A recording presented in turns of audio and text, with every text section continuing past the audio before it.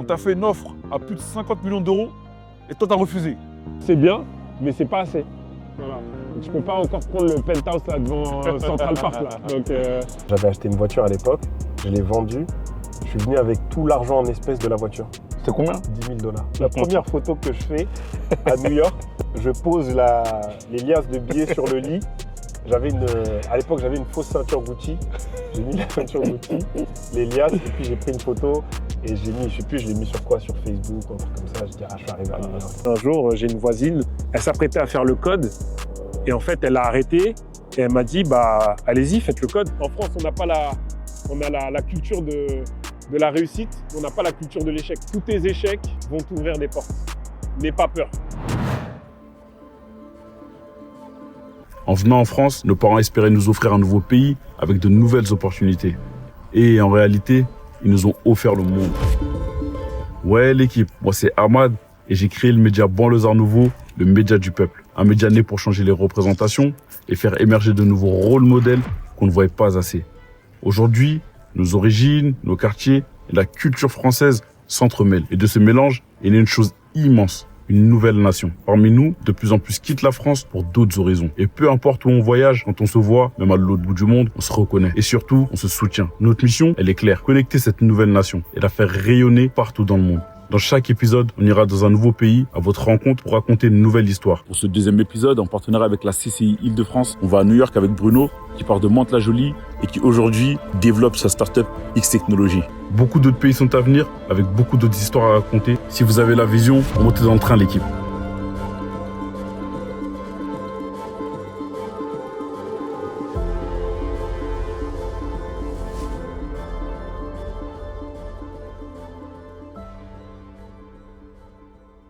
C'est bien froid là, Bruno. Hein. Ah, il fait très très froid là.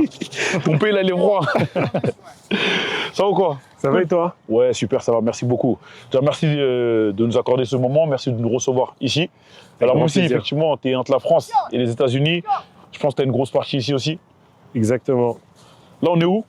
On est à New York, Central Park. Je pense que c'est la base. Hein. Bien sûr. C'est un des lieux les plus iconiques de New York.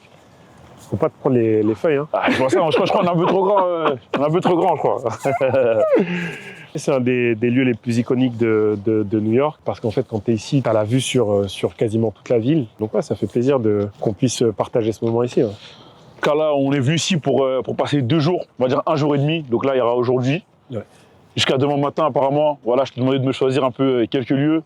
Tu m'as dit on démarre Central Park. Ensuite, tu nous ramènes à Times Square de nuit. C'est important. C'est ça. La nuit, le lieu est est bien illuminé. Ouais. Et demain matin, ensuite, l'idée, ça va être de discuter de toi, de X, de ton enfance, ta jeunesse dans le 78. C'est ça. Mantes-la-Jolie. Comment est-ce qu'aujourd'hui, tu es en train de prendre une certaine place, une certaine dimension avec X? En réalité, aujourd'hui, c'est quand même une scale-up qui bosse avec de grandes marques, de grands groupes à travers le monde. Et vous êtes en réalité même international, tu vois. Donc tu pars de loin statistiquement. Voilà, je vais pas faire le dessin, mais on s'attendait pas trop à te voir ici. Donc c'est hyper intéressant. Et tu vois, je voudrais aussi également qu'on en profite pour parler de la vie, tu vois. Il y en a plein qui sont là, qui vendent le rêve américain. C'est quoi la réalité? Comment est-ce que toi, t'es arrivé ici également? Donc voilà, l'idée, ça va être vraiment de discuter de tout ça et d'en profiter pour voir ce qu'on pourra en tirer comme enseignement.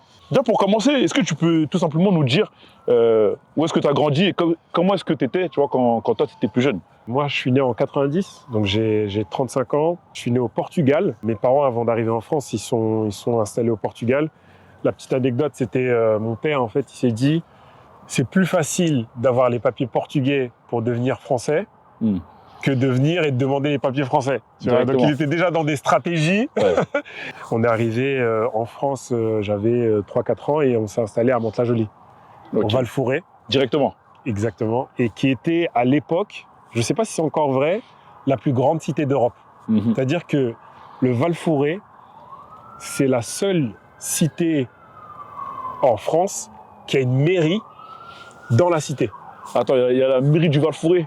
Il y a la mairie du Mantes-la-Jolie et il y a la mairie au Val-Fouré. Et donc en fait, c'est dingue parce que d'un côté, tu te dis, bon, le quartier est tellement grand qu'en fait, ça permet aux gens d'avoir des services publics à proximité. Mais tu te dis aussi, c'est un moyen de ne pas sortir de ton quartier. C'est-à-dire que si tu as l'école les infrastructures de sport, tu as les services de la mairie juste à côté, les commerces. En fait, tu restes dans le quartier et tu sors jamais. Moi, c'est que quand j'ai commencé vraiment à voyager et à aller à faire des études supérieures que j'ai compris que les gens partaient en vacances. Quand tu sais pas, tu peux pas te dire que t'as pas. C'est vrai. Voilà. Donc ça a été plutôt une enfance, on va dire une enfance heureuse. C'était quoi ton rêve quand tu étais petit? Qu'est-ce que tu te voyais faire une fois que tu serais grand? Je voulais être expert comptable parce que je me suis dit que on allait. Quand tu es expert comptable, tu gères de l'argent en fait. Ouais. Et comme on n'avait pas d'argent, je me suis dit bon, je vais devenir expert comptable comme ça, je vais pouvoir. Ok, donc ouais, c'était plus pour l'argent que pour la passion. C'était pas autant d'avoir de l'argent que de savoir qu'est-ce que ça faisait d'en avoir. Ok, tu vois, je comprends. Voilà. Je comprends, c'est très très clair. Comment se passe ta découverte, ton rapport au voyage? Comment ça arrive tout ça? Avant d'en parler un petit peu plus, ce que je peux te proposer, c'est qu'on s'assied juste là-bas, là. Ouais. Tu vois, je pense que ça pourrait être bien comme ça, on en parle bien de manière posée. Exactement. On fait ça? Vas-y. Mais les questions aussi. Tu nous expliquais que toi, ton rapport au voyage, ça a vraiment démarré grâce au basketball. C'est ça. Aujourd'hui, tu n'es pas pro. Ouais. Donc, il y a un moment, tu as peut-être dû arrêter. Je sais également qu'au niveau des études, tu as eu quand même un parcours qui est assez inspirant, qui est assez exceptionnel, mine de rien. Tu as eu des standards assez élevés dès le début. Tu peux revenir sur cette partie-là pour nous? L'idée, c'était de me dire, si je ne peux pas devenir professionnel au basket et que j'ai beaucoup d'ambition, en fait, comment je peux transposer cette ambition-là dans les études et ensuite après dans le monde professionnel. Et donc, j'ai regardé les 3 meilleures écoles de commerce que je pouvais faire à ce moment-là. Et j'ai vu qu'il y avait HEC, le SCP et l'ESSEC. Et quand moi, j'arrive à Cergy, à l'ESSEC, qui est une des plus anciennes, une des plus prestigieuses écoles de commerce, j'arrive en mode basketteur, en fait. Avec mes Jordan, mes baggy, mes pulls achetés au marché aux puces de Saint-Ouen. Et en fait, là-bas, c'est pas du tout le délire. Les gens sont habillés avec des petites paires de bateaux, des petits jeans, des polos Ralph Lauren, etc. Un petit pull attaché là, ici. Ouais. Et donc, moi, je suis un peu l'ovni. Et donc ça a été une vraie motivation de me dire tu viens pas forcément du même milieu que les gens qui fréquentent normalement ces écoles-là, mais il faut que tu leur montres que tu as toute ta place et que ton style, en fait, il définit pas entièrement la personne que tu es, quoi. Et aujourd'hui, au vu de ce que tu fais avec X, est-ce que tu es resté en contact déjà avec tes anciens camarades peut-être de promotion à l'école? Et comment est-ce que eux, du coup, te perçoivent aujourd'hui?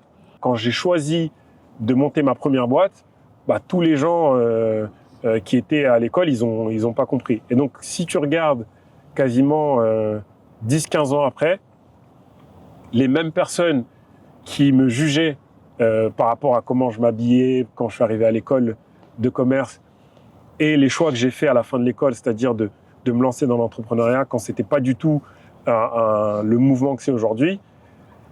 Aujourd'hui, c'est eux qui me demandent des conseils en me disant « Écoute Bruno, tu as été hyper visionnaire, tu as été hyper courageux. Moi, ça fait 15 ans que je travaille aujourd'hui et en fait, j'ai envie de me lancer, mais je sais pas par où commencer, etc. etc. » Ça a été peut-être une leçon pour eux de se dire en fait, le fait qu'ils viennent me voir pour me demander des conseils, c'est comme si, entre guillemets, ils s'excusaient un peu d'avoir été un peu hautain ou arrogant avec moi. Et au final, c'est la meilleure victoire. C'est un aveu, oui, bien sûr. Voilà, donc, c'est lourd. Est-ce que tu peux nous dire, X est valorisé à combien aujourd'hui? Tu as la valo de X ou pas? J'ai la valo de X. T'as le droit de le dire. Aujourd'hui, si je dois donner une fourchette, une grande fourchette, Ouais, elle est un râteau de c'est nœud. entre 20 et 100 millions d'euros. Ok, d'accord. On va dire, voilà. Donc, Parce qu'on est plus proche du 100. ceux qui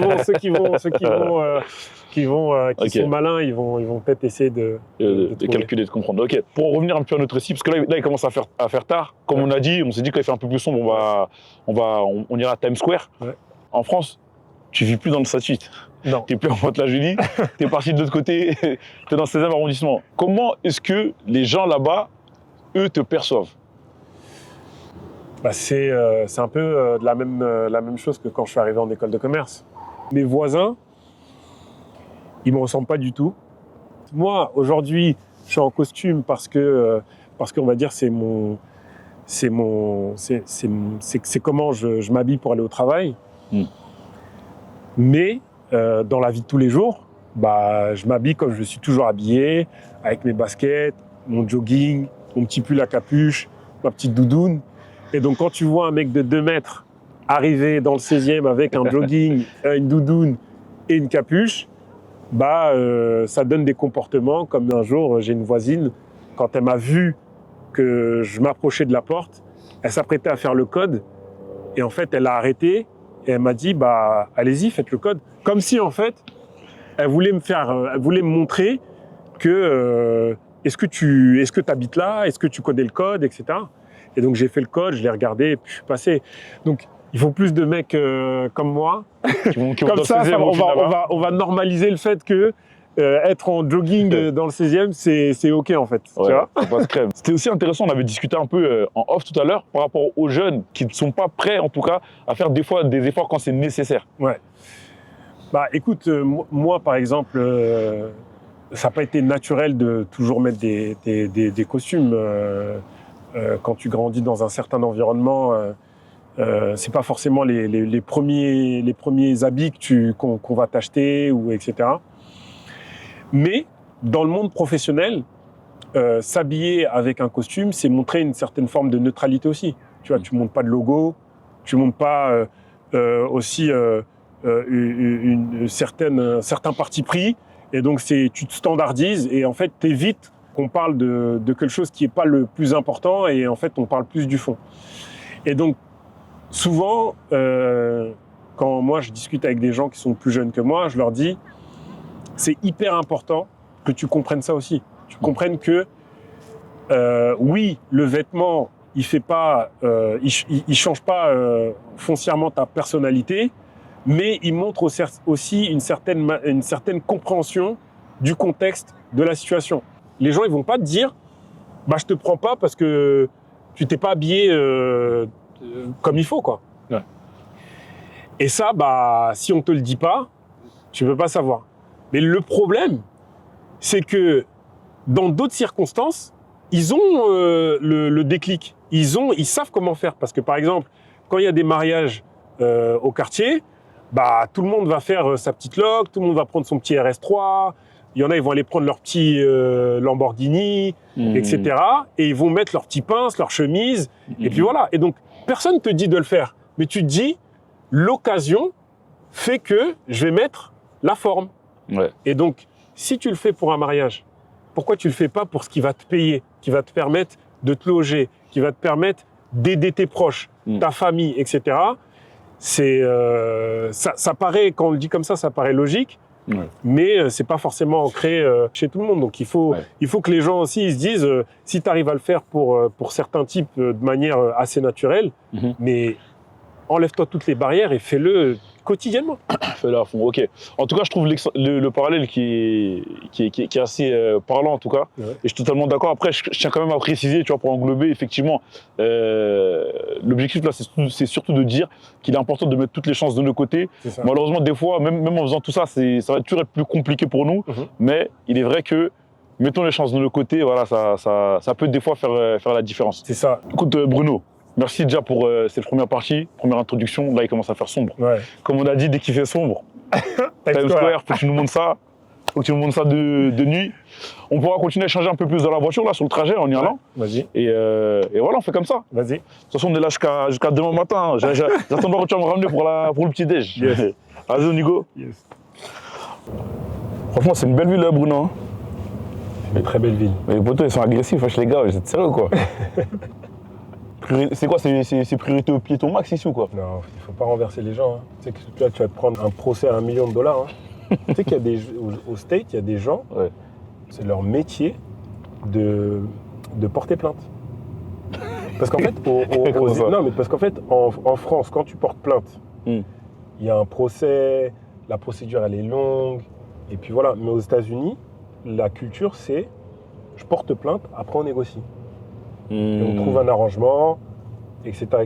Et puis c'est comme ça que les gens, ils sont... Mais déjà de base, ils partent du principe tout de suite, il y a la plainte derrière. La plainte, elle dit, on va s'asseoir, on va négocier. J'ai compris. Et toi, du coup, comment est-ce que t'es arrivé ici aux États-Unis? Moi, j'ai toujours été un fan des États-Unis. J'ai une tante qui a gagné la Green Card. Ils font une loterie tous les ans pour faire gagner des gens. C'est un peu comme le titre de séjour, quoi. Et elle a gagné ça en 2000. En 2000, moi, j'avais 10 ans. Et en fait, quand elle rentrait vers chez nous, au Muro, là, elle nous ramenait des pots de pêche, des ensembles Fat Farm, vraiment les trucs que les rappeurs américains émettaient, quoi. Et donc, ça a beaucoup influencé ma manière de voir les choses, etc. Et je me suis dit, moi aussi, il faut que j'aille à New York. Donc, quand en 2003, 50 Cent, il a pété, je mettais mes gros survêtements Fat Farm, là, et je faisais que de rapper sur 50 Cent, et je me disais... Ah, t'as rappé un peu? Non. Avec mes frères, on a... Tu sais, mon daron, il nous a acheté un micro avec l'ordi pour travailler. Et nous, on utilisait le micro pour enregistrer. On mettait des instrus en arrière-plan et en fait, on rappait dessus. Quand j'ai pu faire mon premier voyage, je me suis dit, je vais venir à New York. Donc, j'avais 20 ans. Et je me rappelle, j'avais acheté une voiture à l'époque. Je l'ai vendue. Je suis venu avec tout l'argent en espèces de la voiture. Ah ouais, carrément. Et t'as réussi à passer avec du cash comme ça? Ouais. C'était combien? 10 000 $. T'es arrivé avec 10 000 $ en espèces, ils sont pas contrôlés. La première photo que je fais à New York, j'arrive à l'hôtel, je pose les liasses de billets sur le lit. À l'époque, j'avais une fausse ceinture Gucci. J'ai mis la ceinture Gucci, les liasses, et puis j'ai pris une photo et je l'ai mis sur quoi? Sur Facebook, un truc comme ça. Je dis, je suis arrivé à New York. C'était sur mon Facebook. Quelle année? C'était en 2010 ou en 2011, je sais plus exactement. Ok. Mais ouais, c'était la première fois. Pour toi, c'était ça le rêve américain? Pour moi, c'était États-Unis était égal rap US. Qu'est-ce qui fait, de manière plus concrète, que tu dis, OK, là, tu vas venir pour entreprendre? Et surtout, tu es venu pour entreprendre sur quel projet ici? Alors, la première fois que je suis venu, c'était ma première boîte, donc Green Lux Car. Et en fait, on avait commencé à Paris sur louer des voitures électriques. Nous, on était les premiers à louer des Tesla à Paris. Ça, on l'a commencé en 2013. Ils n'avaient même pas explosé encore Tesla. Non, Tesla venait juste d'arriver à Paris. Et donc, en fait, les gens ne connaissaient pas. Moi, je voyais que ça ne prenait pas forcément la dimension que je voulais. Je me suis dit, aux États-Unis, de manière un peu caricaturale, les gens ils vont mieux comprendre. J'ai contacté des entreprises aussi qui avaient commencé à louer des Tesla dans New York. Et je leur ai dit, venez, on fait un partenariat. Comme ça, vos clients, quand ils viennent à Paris, on leur propose nos Tesla. Et nos clients à nous, quand ils viennent aux États-Unis, on leur propose vos Tesla à vous.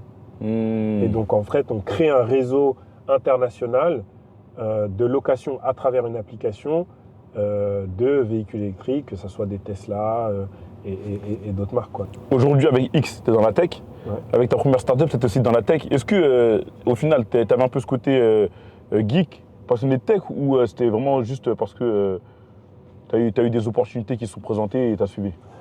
Alors, moi, j'ai toujours eu un côté un peu geek. Quand on était plus jeune, quand la télé ne marchait pas, le daron il disait « Vas-y Bruno, va regarder pourquoi la télé ne marche pas ». Quand on recevait les décodeurs, quand on devait prendre les modems, la DSL à l'époque pour installer Internet, mon daron il disait bon, c'est Bruno, parce que j'aimais vraiment ça. Et ce que je faisais, quand je voyais des ordinateurs dans la rue, je les récupérais et j'essayais de les réparer, etc. Quand j'ai grandi et que j'ai découvert en fait ce qui était possible dans les nouvelles technologies, j'avais pas de barrière. Parce que j'avais déjà, même si j'ai pas fait des études d'ingénieur, j'avais déjà cette fibre, on va dire, un peu à travers l'informatique, en fait. Et petite anecdote marrante, hein. Chez moi, c'est exactement la même chose. Ouais. Jusqu'à aujourd'hui, mon père, il peut m'appeler, hein. Pourtant mes frères sont là-bas. Il peut m'appeler. Je fais chez moi jusqu'à Boulogne pour aller, je sais pas, pour installer une appli sur un téléphone. Des trucs comme ça. C'est comme ça, j'ai le même profil. Mais concrètement, aujourd'hui, X, c'est quoi? Qu'est-ce que vous faites avec X? X, c'est une boîte de logiciels. On vend des logiciels à des entreprises qui développent des systèmes intelligents. Donc, ça peut être des véhicules autonomes, ça peut être des drones autonomes, ça peut être des machines industrielles autonomes. C'est toutes les machines que nous, on utilisait, que ce soit des voitures ou autres, qui maintenant vont plus être pilotées par des êtres humains, mais vont être pilotées par de l'IA. En gros, si je comprends bien, si je dois vulgariser, c'est une sorte d'interface utilisateur, mais qui permet aux entreprises, de manière plus simple, de pouvoir interagir avec les machines qui vont acheter qui vont acheter du coup à des fournisseurs, si je comprends bien. C'est ça. Le cadre dans lequel tu as grandi, le contexte, fait que on peut s'attendre effectivement à ce que tu puisses t'en sortir. Mais là, tu es quand même allé dans une autre catégorie de réussite. Je compare souvent ça en fait à quand mes parents ils sont venus en Europe. Ma motivation de me dire si mes parents ils ont réussi, d'où ils sont partis, ils ont réussi à faire ce qu'ils ont fait aujourd'hui, bah moi je dois faire 1000 fois plus en fait. Ok. En fait, c'est ça, tu fais le parallèle en fait, entre le dessin de ce que tes parents ils ont fait, ce que toi tu fais aujourd'hui, et tu te dis ouais, en fait, t'as pas le droit de ne pas faire ce que tu fais en fait. Exactement. Il y a quand même ce truc où il faut être en capacité d'avoir des équipes. Là, tu vois, comme je te dis, on va sur de la deep tech. Donc là, ça veut dire qu'il faut peut-être des doctorants, il faut des chercheurs, il faut des gens qui sont allés même plus loin que toi. Comment est-ce que toi, tu réussis à créer ça? Comment tu fédères comme ça? Je fais une présentation et je la présente à des gens qui me disent, qui connaissent ce docteur et chercheur en robotique et qui peuvent me le présenter. Et donc moi, je vais le voir, donc il est à l'Université des Mines. Je vais le voir à l'Université des Mines, je lui explique voilà, tout mon parcours, ma première boîte, comment je suis arrivé aux US, etc., etc., etc.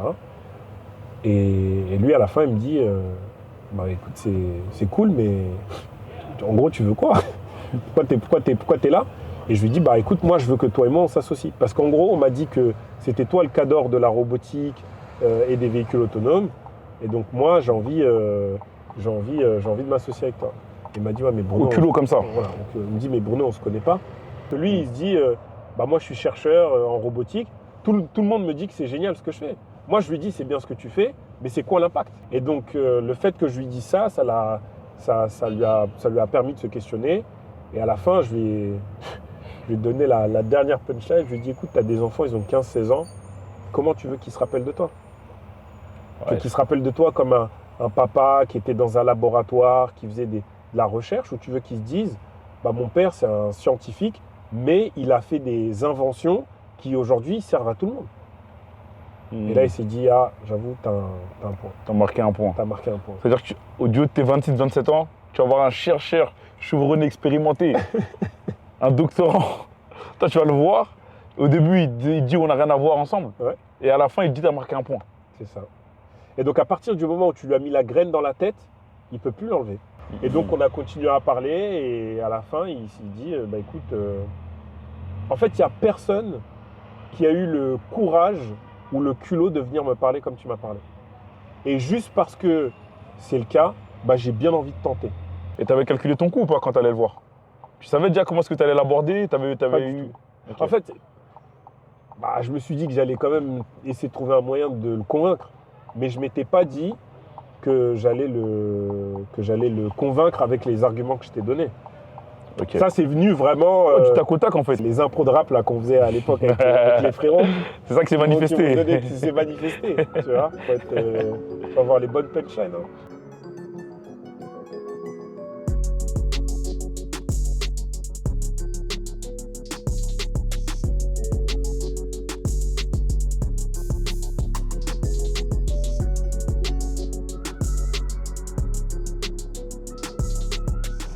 On est mieux ici, hein, Bruno. Hein. Là, tout à l'heure, on était en train de bloquer là, les touristes. Ils t'ont vu en Resta, ils allaient venir te demander, ils allaient te demander les autographes. C'est toi. Je crois que c'était toi. Hein. Yes, du coup, Bruno, on disait. Donc là, tu m'expliquais un petit peu ce que tu avais fait la première fois que tu es arrivé ici. Et tu avais commencé à enchaîner au moment justement où je te disais que c'était mieux qu'on a exposé.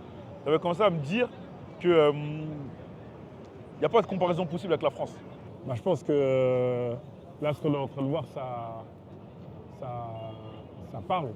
Quand tu vois le niveau d'ambition qu'ils mettent pour mettre en avant des entreprises, et qu'en France, tu vois, on n'en est même pas à parler de ça. En France, on est en train de dire les entreprises, elles ne participent pas comme il faut à l'économie. Et là, en fait, on met en avant les entreprises parce qu'on sait que c'est grâce à elles que bah, la ville va se développer, que le pays va se développer, donc il n'y a pas de comparaison. Mais je pense que ça devrait être une inspiration aussi pour nous, de voir à quel point en fait aujourd'hui il y a autant de gens qui viennent ici juste pour voir des écrans en fait, juste pour voir des entreprises être mises en avant. Ce dont tu parles là, c'est surtout cette culture de se promouvoir en fait. C'est ça, de se promouvoir, de se mettre en avant, de ne pas avoir honte de son produit, de son service. Là, il y a autant Spotify que Fly Emirates, que une entreprise de burgers. C'est indescriptible. Et moi, ça me fait de la peine de me dire que potentiellement, il y a des jeunes qui vont jamais voir ça.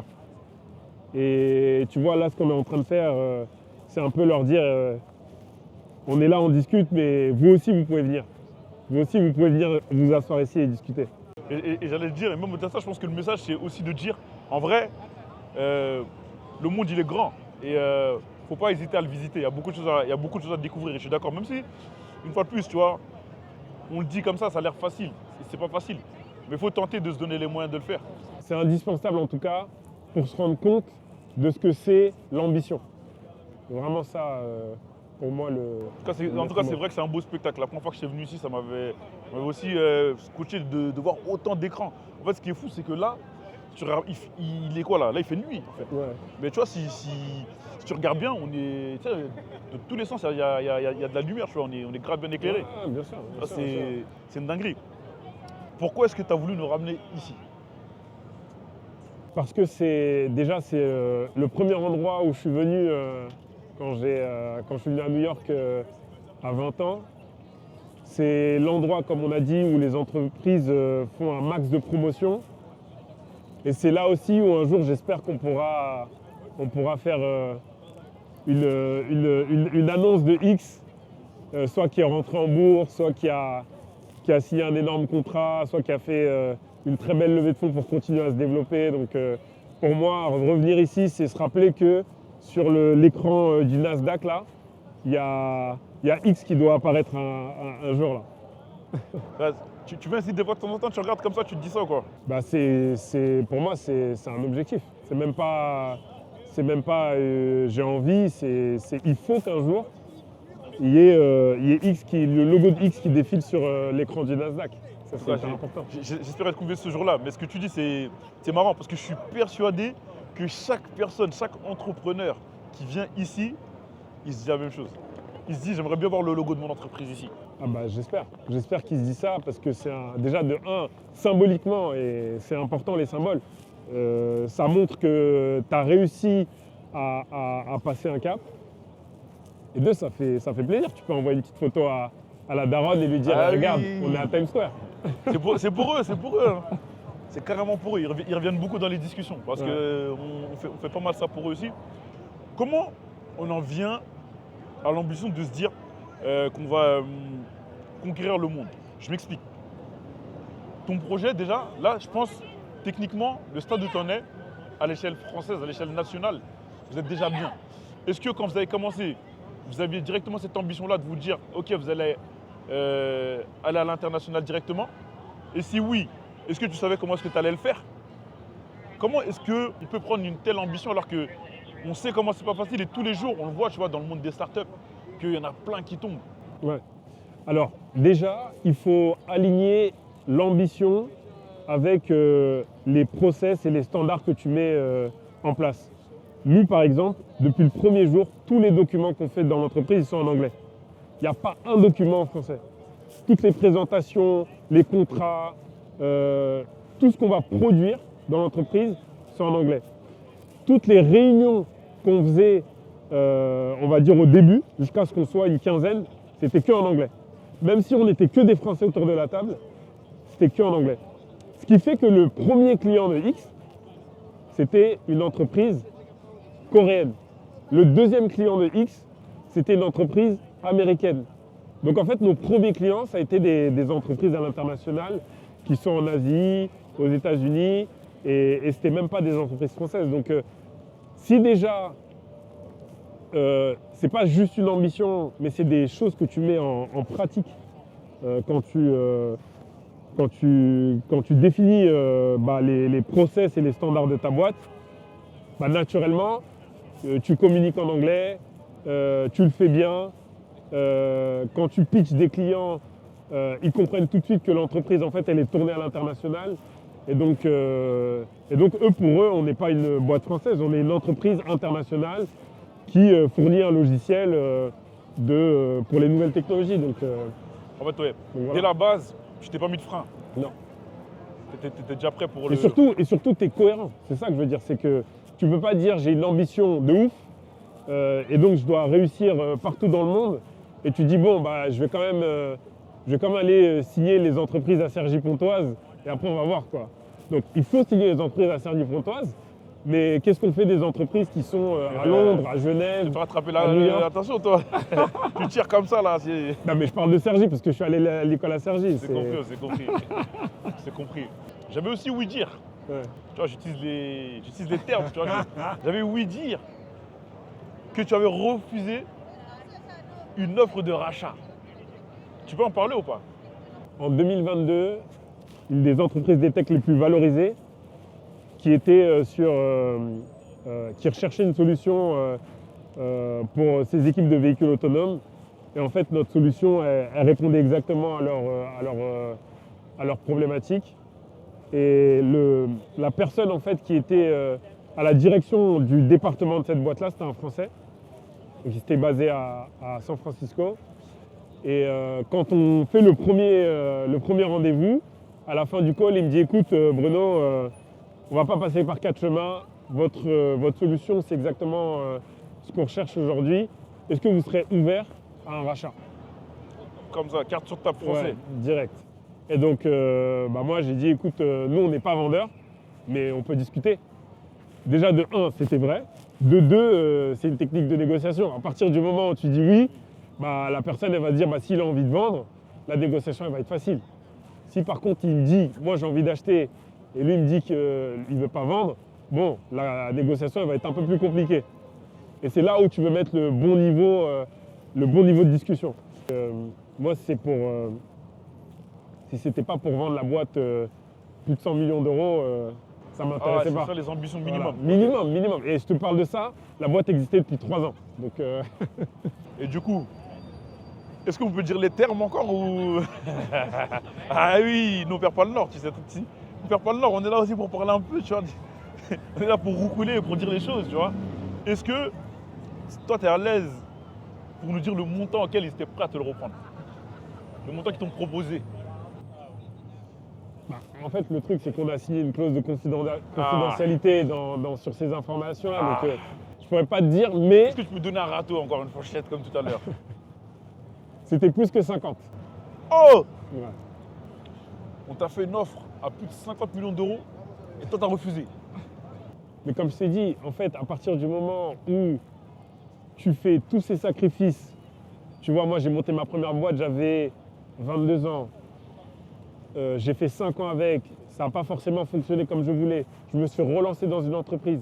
Si tu fais 10 ans d'entrepreneuriat, et attention, quand ils rachètent la boîte, ils rachètent aussi tes investisseurs. Donc toi, tu prends une partie de ces 5 ans. Si tu divises cette petite partie par 10 ans, est-ce que tu te dis c'est le montant qui équivaut au sacrifice que tu as pu faire pendant tout ce temps-là? Faut mettre tout ça en face. Voilà, il faut mettre ça en perspective et en fait, quand moi j'ai fait le calcul, je me suis dit c'est bien, mais c'est pas assez. Voilà. Donc je ne peux pas encore prendre le penthouse là devant Central Park là. Donc si je peux pas faire ça, autant continuer et puis voilà quoi. Vous avez entendu un minimum 50 millions, c'est pas assez. 50 millions, c'est pas assez. C'est l'horreur, ok. En tout cas, je respecte, c'est bien. C'est bien d'avoir les... Mais tu vois, quand on te donne des montants comme ça, est-ce que tu réussis à rester quand même assez sobre? Tu perds pas pied, tu vois, comment tu fais? Et surtout, comment est-ce que tu arrives derrière à les refuser? Que ça soit 10 millions, 50 millions, 100 millions, 1 milliard, ça reste une négociation et après, si tu décides de vendre, c'est parce que tu penses que chacun va être content.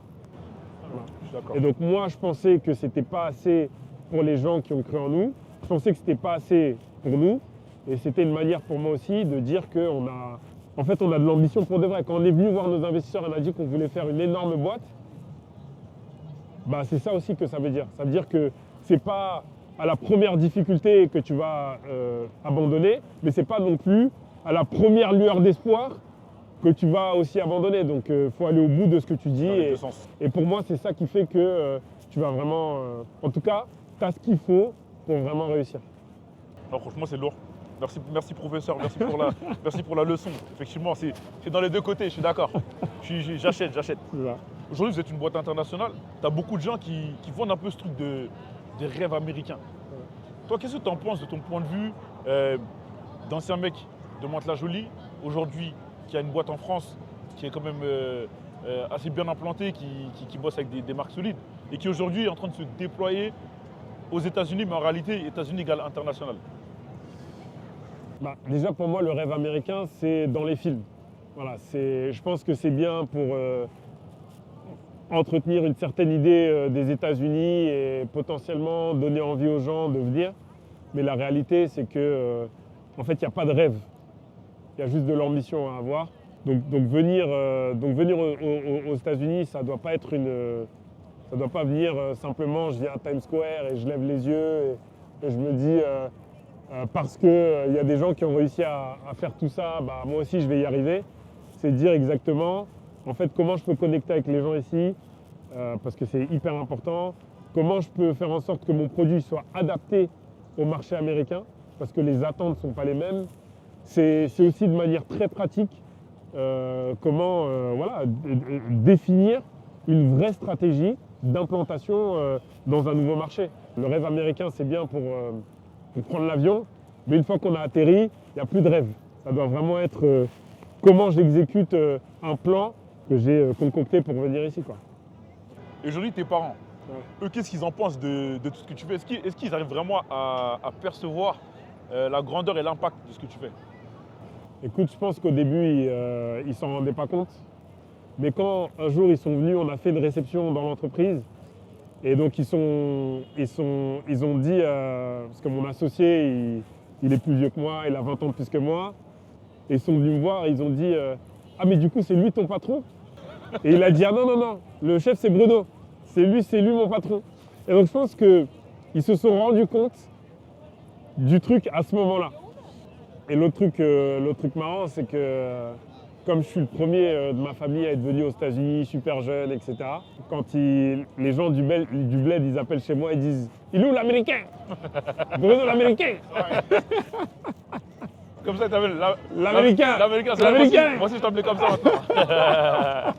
L'Américain. Ok.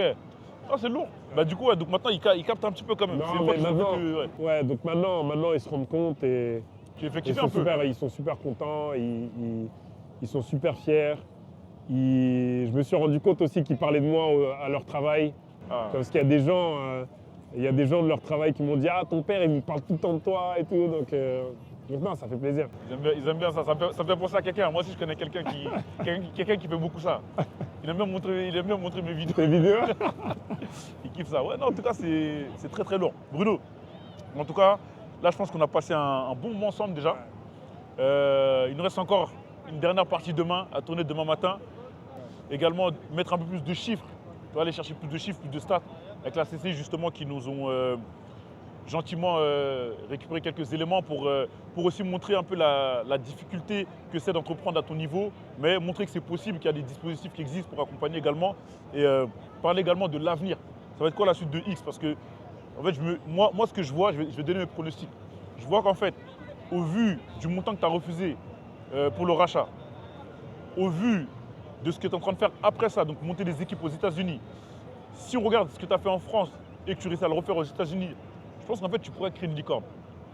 Et là, tu seras peut-être la première ou l'une des premières licornes fondées par un jeune issu d'immigration et en grandissant dans un quartier populaire. Tu vois, donc c'est-à-dire que de base, tu n'étais pas attendu là. Mais là, c'est un niveau qui a jamais été encore atteint. En tout cas, à ma connaissance, je ne crois pas qu'il y ait ça encore. Et c'est ce que je te souhaite. Donc, l'idée, ça va être peut-être de parler un peu plus de la suite, de comment tu l'envisages, comment est-ce que tu la vois. Et voilà. Moi, ce que je peux te dire, c'est que tu as parlé de pronostic. Le côté match, il est à 1 milliard. Voilà, c'est ce que je peux te dire. Écoute, hâte de voir ça en tout cas. Hâte de voir ça. Demain, pour conclure, du coup, où est-ce que tu comptes nous ramener? Tu sais encore où? Demain, on va aller dans un endroit qui est assez iconique à New York aussi. Et je pense que ça va faire kiffer les gens. Les carrés, Bruno, merci beaucoup. On se voit demain. On se voit demain. Comme ça, l'équipe, vous restez branchés. On se voit demain. Et abonnez-vous s'il vous plaît, c'est toujours important.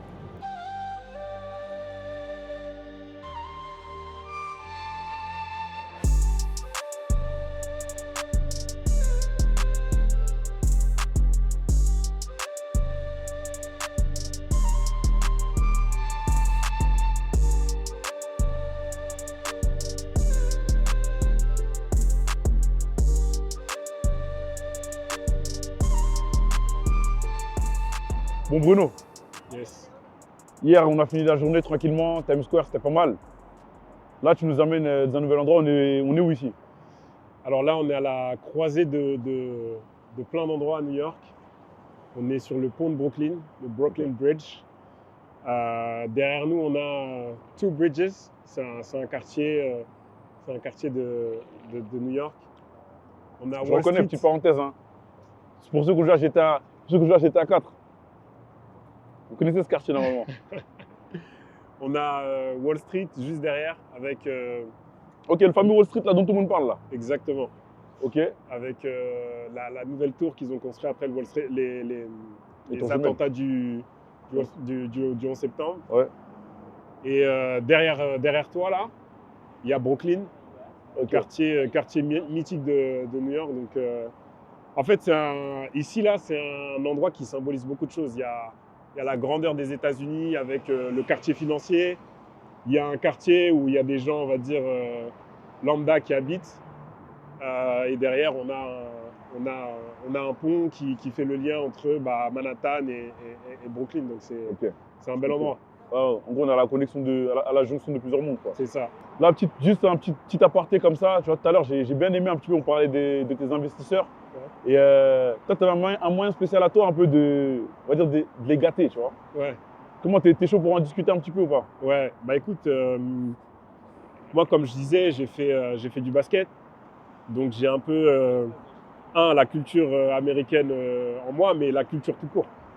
Et donc, quand on a levé de l'argent avec nos nouveaux investisseurs en 2023, je leur ai fait des varsity jackets un peu comme ça, mais avec le logo de X. Voilà, pour leur montrer que oui, on est dans la tech, mais aussi on n'oublie pas d'où on vient, quoi. Donc on a fait des belles jackets et ils sont super contents de les avoir.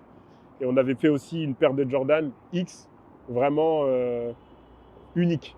On a choisi les couleurs, le cuir, etc. Donc voilà, c'est pour rappeler que à chaque fois qu'un des endroits dont on vient, c'est ça les symboles qu'on a, et les garder, ça ne te permet de pas oublier. Ok, ouais, donc c'était plus sur le côté un peu culture, c'est-à-dire. C'est ça. Même si c'est une start-up, c'est une scale-up, tu tenais quand même à garder un peu ce Voilà, truc-là. comme ça, on ne fait pas comme toutes les start-up, des tasses de café, des stylos, des petits sacs en tissu, etc. On fait des trucs vraiment stylés. Ok. D'ailleurs, pas mal, hein. Pas mal de recuit. Vraiment pas mal. On s'est accordé, promis, et on s'est même pas concerté. On s'est pas concerté, hein. De nuit, recuit, ça.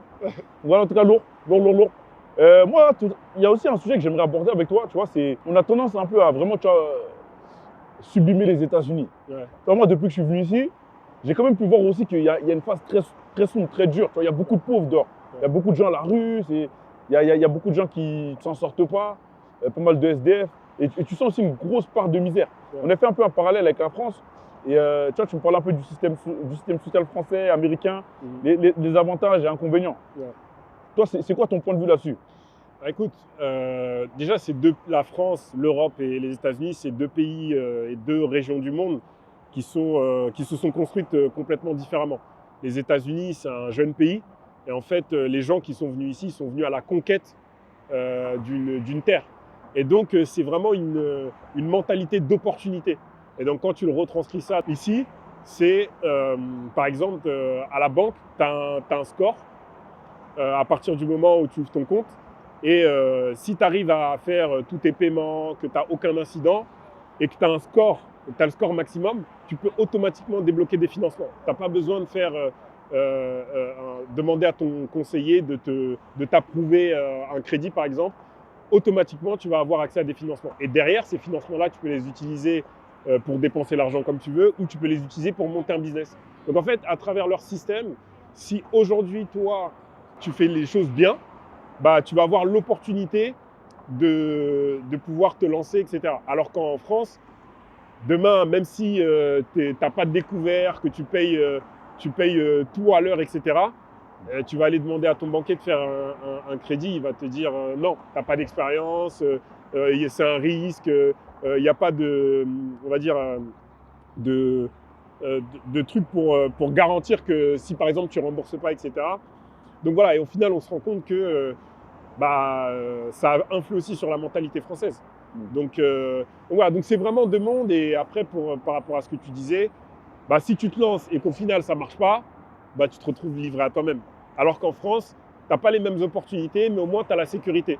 Tu vois, tu as la sécurité sociale, tu as la complémentaire santé, si tu es malade, c'est remboursé, etc. Donc voilà, moi, je n'ai pas forcément de jugement sur les deux systèmes, mais j'ai une préférence quand même pour le système américain parce que ça correspond plus à la personne que je suis. Ok. En réalité, c'est beaucoup une question de choix. Mais c'est ça, tu vois, je pense qu'il faut vraiment aussi, et c'est important, tu vois, essayer de vraiment avoir un discours juste. Ouais. Et tu vois, je pense que là, c'est bien de le dire, ça te correspond à toi. Ouais. Et je pense que c'est pas un pays qui peut correspondre forcément à tout le monde. Et c'est pas non clair. plus, il faut pas que ça devienne une fin en soi, tu vois. C'est ça. Non, c'est clair. C'est pour ça que tu as quand même plein de gens qui sont salariés, mais c'est vrai que l'énergie entrepreneuriale aux États-Unis, c'est un peu ce qui passe par la tête de tout le monde. Tout le monde a envie de monter un business à un moment donné dans sa vie, quoi. Donc, le système permet ça. Donc, nous, en France, il est peut-être moins présent, mais je pense que ces dernières années, on a plein d'organismes qui poussent malgré les contraintes dans lesquelles on est, à lancer son projet, le financer, etc. Et on peut reparler, par exemple, de la CCI, tu vois, qui accompagne des entrepreneurs dans la création, dans le développement. Et donc, voilà, même si on n'a pas le même système, on a quand même des structures qui permettent aux gens de pouvoir se sentir accompagnés et réussir leur projet, tu vois. Non, clairement, je suis d'accord et c'est important même de le repréciser, tu vois, effectivement. Aujourd'hui, toi, tu es ambassadeur de la CCI. Ouais. Tu vois, ambassadeur de la CCI, c'est avec eux également qu'on est là pour la collab. Et tu vois, des organismes comme ça en France, on en a pas mal. Tu as la BPI, tu as la French Tech, tu as les Déterminés. Nous, Ballers Nouveau, on est passé par les Déterminés, par exemple, également. Donc là, je suis totalement d'accord. Et je ne sais même pas si aux États-Unis, tu vois, tu as autant d'organismes qui boostent. En fait, ici, c'est plus l'accompagnement et c'est vraiment à travers l'investissement. Ça veut dire que tu vas avoir des organismes, mais ça va être des organismes qui vont investir et donc ils vont prendre part à ton business. Ce qui est bien, tu vois, avec les organismes qu'on peut aussi avoir en France, c'est qu'ils t'accompagnent sans non plus être trop encombrants. C'est-à-dire qu'ils ne vont pas prendre des parts dans ton entreprise, ils ne vont pas, on va dire, venir changer ta gouvernance, tu vois, ils ne vont pas venir vouloir prendre des décisions avec toi. Donc voilà, c'est vraiment de l'accompagnement. Et ça, on va dire, c'est aussi une force parce que ça permet aux dirigeants de rester aussi, on va dire, maître de ses choix. Indépendant. Et tout en ayant, tu vois, derrière lui tout un écosystème qui va le pousser. Donc ça, c'est une bonne chose aussi. Okay. Quand tu es arrivé ici, toi, tu as pu bénéficier d'appui Ouais. Moi, quand je suis venu en 2016, en fait, j'ai participé à un programme d'une boîte américaine qui s'appelle Stripe. Stripe, c'est une entreprise de procédés de paiement. Et en gros, ils avaient fait un partenariat avec la Maison Blanche pour sélectionner une centaine d'entrepreneurs qui allaient aller à la Maison Blanche pour représenter leur programme. Et j'ai eu la chance, tu vois, d'être sélectionné dans ce programme-là. Donc, ils m'ont ouvert la société aux États-Unis, le compte en banque, et ils m'ont permis d'aller, tu vois, à la Maison Blanche pour… à l'époque, le président, c'était Barack Obama. Donc, c'était même symbolique aussi pour moi parce que c'est le premier président noir. Donc non, j'ai eu l'opportunité à travers ça d'être, on va dire, entre guillemets, accompagné aussi. Ok. Très, très lourd. Là, attention, on commence à arriver un peu vers la fin de l'interview. On a vraiment abordé pas mal de sujets, pas mal de thématiques. On avait aussi parlé de la statistique, tu vois, que j'ai trouvé quand même folle, tu vois, hier, sur, pareil, tu vois, pour vraiment montrer ce côté où l'entrepreneuriat, c'est aussi quelque chose, voilà, qu'il ne faut pas vouloir à tout prix ou suivre les tendances, mais c'est quelque chose qu'il faut être prêt à affronter parce que c'est pas facile. Même si beaucoup peuvent vouloir vendre du rêve là-dessus. Tu vois, tu m'expliquais que sur 20 000 startups, il n'y en avait que 600 qui arrivaient à lever une première fois. Et sur les 600, au final, en bootstrap, on n'en avait que 40 qui arrivaient à lever une deuxième fois. Donc on se retrouve, on part de 20 000, on arrive à 40. Et là, c'était de l'ordre du 0, je ne sais plus combien de pourcents, tu vois, en termes de pourcentage, tu vois, pour lever. Et donc toi, tu fais partie de ça. Ouais.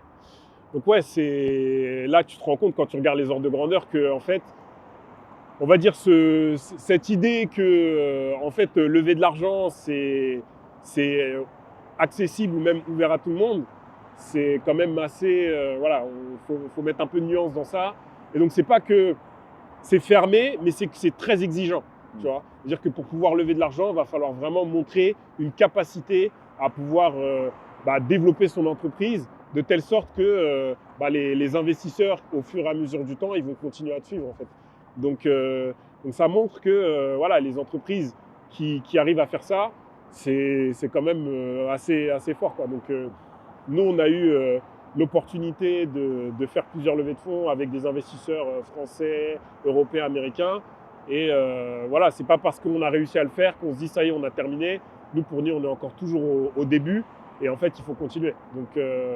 Donc tous les jeunes entrepreneurs, la route, elle est longue, elle est difficile, mais c'est possible. Donc si vous tentez et vous croyez en vous, ça peut marcher. Ça peut marcher sur un malentendu, on sait jamais, et sur beaucoup de travail surtout. Mais ok, d'accord, très très bien. Avant, dernière question. Si là tu devais laisser un petit message, tu vois, au Bruno là, des débuts, tu vois, qui se lançait dans cette aventure, même de la première start-up qui avait échoué, ce serait quoi le message?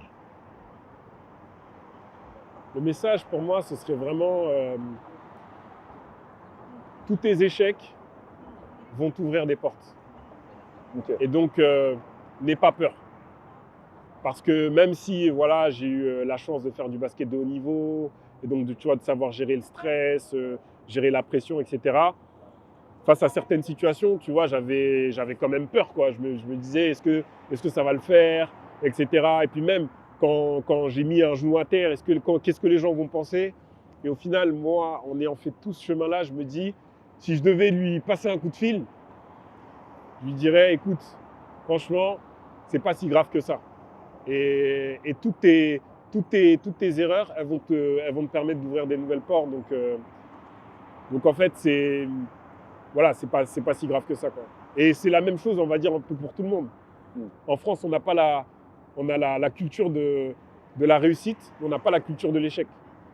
Et pour moi, la vraie culture, c'est la culture de l'échec. Parce qu'en fait, si tu réussis, tu ne te poses pas de questions. Tu dis même c'est normal. Mais la vérité, c'est que tout le monde ne réussit pas. Et donc, la plupart des gens, ils échouent. Et le problème, c'est que quand tu échoues, normalement, tu dois tirer des leçons. Et ce n'est pas forcément le cas